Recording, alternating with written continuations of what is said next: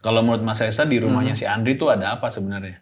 Ada makhluk yang mengganggu yang udah lama gitu. Terus memang ada semacam yang kayak makhluk kirimannya juga.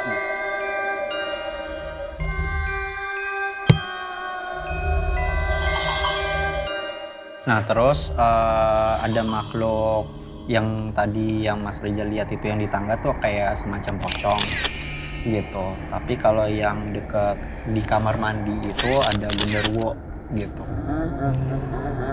Itu makhluk-makhluk itu kenapa berdomisili di situ? Terus kan udah ngelakuin kayak selamatan segala macam ya, dibantuin sama Pak Ustadz segala macam. Bahkan Andri juga rajin sholat, rajin beribadah, tapi makhluk itu tetap ada di situ. Kenapa? Karena ada energi yang dulunya pernah ada yang nanam di tanah itu. Di tanah rumahnya sebelum Andri? Jadi rumah, sebelum jadi rumah. Maksudnya energi tanam apa sih? Kayak tanaman, kayak ada benda tapi ditanam di tanah itu gitu. Benda ditanam di tanah? Bendanya tuh apa tuh? Jadi ada yang benda yang tertinggal masih di situ, dan itu memang tanah yang ada di dulunya itu memang pernah ada yang ngirim-ngirim gitu. Ada perebutan tanah lah gitu, hak milik gitu. Antara keluarganya sebelumnya? Gak berhubungan sama keluarganya Andri kan? Jadi penghuni sebelum keluarganya Andri? Iya. Oke. Gitu. Ibaratnya tuh ngasih kutukan gitu ya? Kayak ditutup lah biar supaya tuh tanah itu tidak istilahnya berkembang gitu. Oh, jadi efek dari naruh benda itu ke rumahnya, ke tanah rumahnya Andri apaan Mas? Fungsinya ya mengundang makhluk-makhluk yang ada ngumpul di situ. Negatif gitu. Ngundang makhluk-makhluk yang ada makhluk-makhluk negatif untuk berdiam di situ, gangguin yang punya rumah gitu. Iya, supaya orang yang menempatin di tanah tersebut itu orang itu kayak bermasalah, berantem, sakit-sakitan gitu. Ada nggak efeknya kayak gitu? Berantem, sakit-sakitan? Iya. Tadi gue sempet skip. Orang pas nyokap gue ngelihat sosok yang dibilang tikus itu, dia sempet meriang tadi itu. Lama tuh meriangnya tuh. Gue kira emang karena emang gak enak badan. Tapi itu kondisinya kalau menjelang malam doang. Kalau siang itu udah bisa masak, gue beres lah, nyuci. Gitu. Tapi kalau udah malam udah meriang lagi tuh. Sampai dia. Tapi kalau saya lihat logika, tifus juga gitu sih. Malam sakit, siang bisa aktivitas. Tapi kalau dilihat logikanya ya, tapi mungkin tuh benar juga gitu yang ngomongin tadi. Sama tadi kan lo ngomong tuh, lo tiba-tiba jadi suka berantem sama bokap gitu kan pas pindah. Itu efek-efek kayak gitu tuh Mas, jadi panas gitu auranya. Iya, karena ada hawa aura yang gelap di bagian tengah-tengah di pusaran yang dekat ruang tamu itu. Oh, oke. Di lo tadi kan sempat ngobrol lo punya ada sensitif juga lah orangnya gitu kan. Tapi lo berarti nggak penakut ya? Enggak, gue nggak. Nih gue mau minta izin sama lo nih. Kalau kan Mas Reza bilang dia punya kemampuan untuk berbicara sama makhluk-makhluk yang kayaknya ada di suatu tempat. Mungkin termasuk rumah lo itu. Kalau misalnya gue minta untuk mengundang salah satu makhluk yang gangguin rumah lo untuk berdiskusi, untuk berkomunikasi tentang apa yang terjadi, boleh nggak? Emang bisa? Ya makanya. Boleh sih, gue penasaran sih malah. Gue penasaran. Mas, boleh nggak Mas? Ya. Salah satu yang paling kuat deh, yang paling sering ganggu deh. Coba panggil deh Mas. Kan kalau di komen tuh wah abis dari kata-katain kan. Tapi yang menarik tuh lu dari yang nggak percaya terus ngeliat sebuah momen. Tapi makasih lu berarti nonton Parnon terus nih, makasih nih. Lu jadi percaya bahkan jadi ketemu, jadi ngobrol, jadi terbantu juga masalah lu gitu. Ada cerita lagi sih, boleh ceritain ya? Boleh. Belum lama nih Bang Danet, sekitaran beberapa hari lalu lah. Itu gue kalau biasa pulang kerja, itu kan gue santai lah, rebahan gitu kan. Main HP, pasang TWS. Biasalah, nggak mungkin gede-gede dong, karena kan kondisi juga sunyi kan. Dan itu juga gue setel lagu, gue cuma scroll sosial media aja. Dan pas gue scroll media, tiba-tiba TWS gue nih bunyi nih. Gitu. Jadi kayak orang desa tapi berisik. Gue kecilin tapi masih berisik nih. Gue lepas satu yang sebelah kiri masih ada. Dan itu anjing sampai merinding gue. Sampai merinding kenapa suaranya tuh nempel di kuping lo? Di kuping gue. Padahal gue udah lepas TWS sebelah. Itu yang bikin gue sampai gue gini gitu. Wah itu gue udah keringet dingin tuh. Dari situ udah gue, karena gue udah denger kayak gitu udah takut banget gue. Udah itu gangguan suara ya. Pernah juga gangguan suara kayak orang nangis sama bayi nangis, padahal di lingkungan gue gak ada bayi waktu itu. Adapun jaraknya juga jauh banget, nggak mungkin dong dari jarak jauh sampai ke rumah gue kedengeran. Itu nyata banget kayak depan rumah gue tuh. Gue buka nggak ada, ketika gue tutup lagi ada lagi suara anak.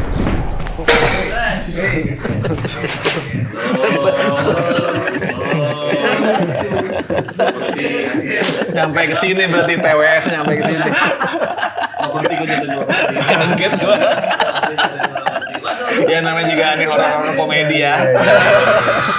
Nggak ada bayi di lingkungan itu tapi ada nangisannya Ada gitu nangisan. ya. Oke. Terus ada suara cewek nangis juga. Oh, sering gangguan lah pokoknya. Ya, sering gangguan. Oke, gua ke Mas Esa dulu ya. Mas Esa lagi nih. Mas udah. Udah. Ada di mana di sebelah? Dia di sebelah. Bentuknya apaan? Mukanya tuh kayak monster gitu, tapi sini kayak ada taring babi gitu sininya. Tindikan gitu. Kayak ada taring di taring, iya, hidungnya gitu.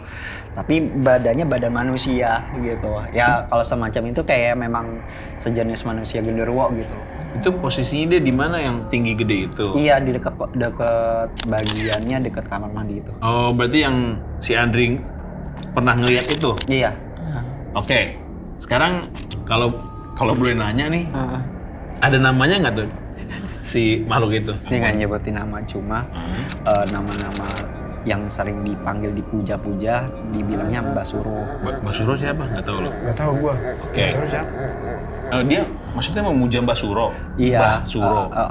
Kayak dibeli gitu. Dia udah pasti akan di situ terus, nggak bagaimana cara membuat dia nggak ganggu keluarganya Andri gitu, Mas? Karena saya yang bikin supaya orang itu tidak pernah hidup tenang di rumah itu. Yang tinggal di rumah itu. Itu yang bikin bapaknya sampai robek tangannya itu. karena gerinda tuh dia bukan tuh? Teman-teman saya itu. Buat geng.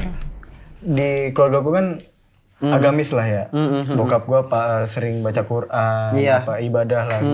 Gua selingin juga ibadah di rumah. Ya kalau misalkan kita ibadah kan hal-hal yang negatif itu kan pasti kan menghindar gitu lah, gak nyaman lah. Kenapa dia masih ganggu nih? Masalahnya kayak bandel banget nih. Karena makhluk yang saya ada di sini itu makhluk bukan bawaan dari rumah.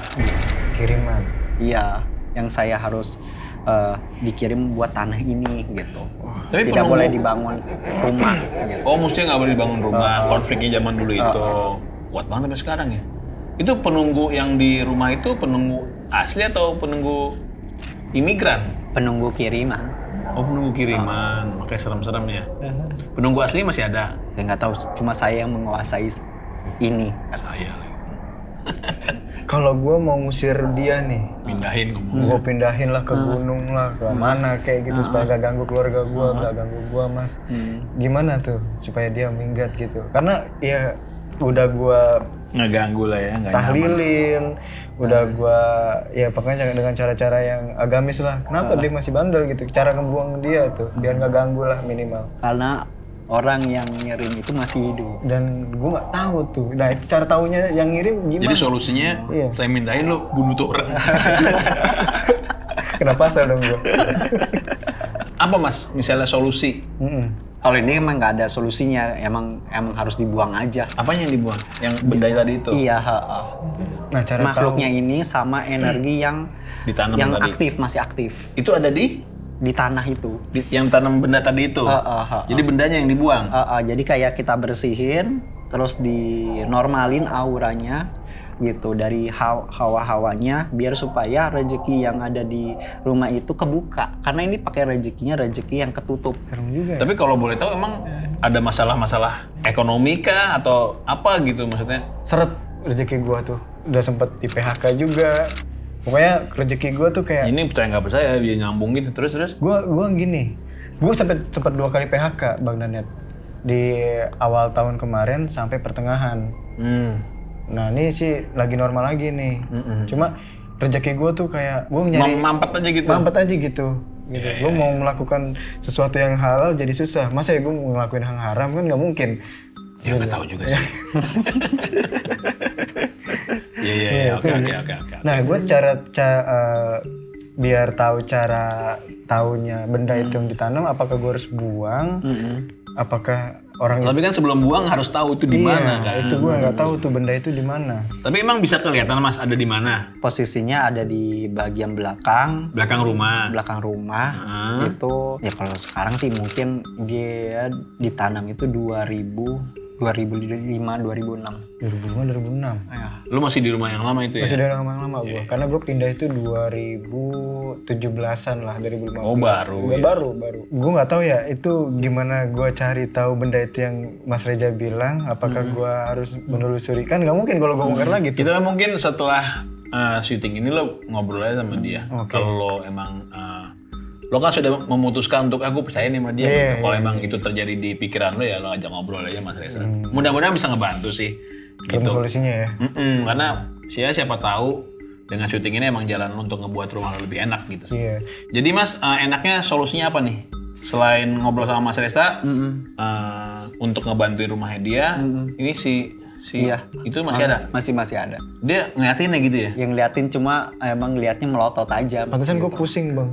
Karena Ngeliatin ngeliatin dia. kita bertiga kayak marah gitu. Cuma di sininya udah Mas Reza udah kasih pagar, jadi dia cuma sebatas Ini nggak dilihat. bisa masuknya di sini aja gitu. Jadi Iya. di sini doang udah dipagar, jadi nggak bisa oke. masuk ke wilayah karpet sini. Oh gitu. Ini nggak diliatin sama dia nih? Enggak, kita bertiga doang yang lihat. Jadi nggak dianggap sama Jin. Iya. Kayak dia tuh nunduk gitu terus tapi matanya merah Oh, gitu. dia tahu nih lagi diomongin segala sama macam. apa kayak tangannya tuh kayak yang gerem gitu. gitu. Emosi. Nanti kalau Emosi. misalnya si Andri pulang ke rumahnya ketemu dia gimana?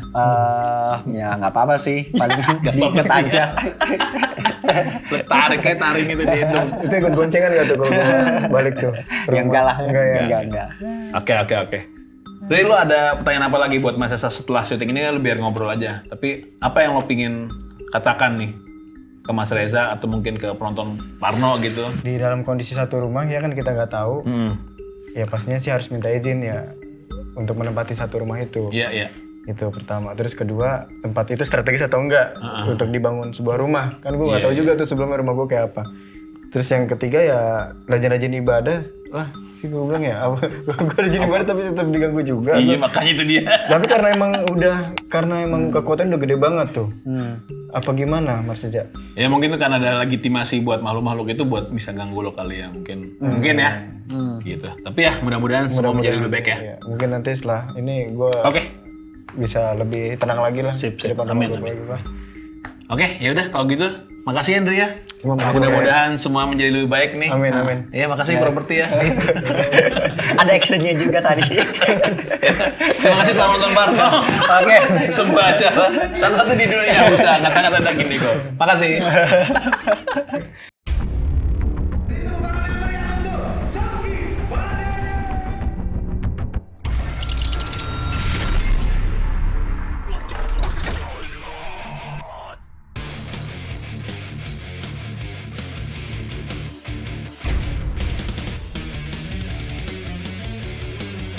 Ternyata yang selama ini gue cari ada di tempat-tempat yang gue belum pernah tahu.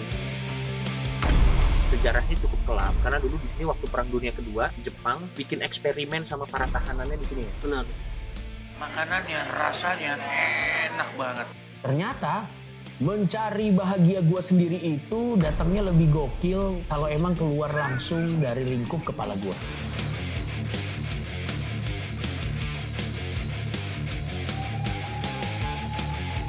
Ini pengalaman pertama gua ke Jepang dan ternyata banyak yang gua belum tahu dari hidup ini. Sakit sekali.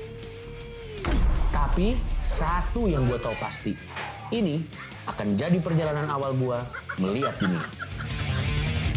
Inilah kenikmatan dari kebebasan, bisa jalan-jalan ke luar negeri dan merasakan experience yang tidak bisa dirasakan. Orang-orang direhab. Dan hal terpenting yang gue pelajari dari pengalaman buruk gue tertangkap adalah karirku tidak mati-mati, aku tetap sukses, la la la la la la la la la la la la la la la.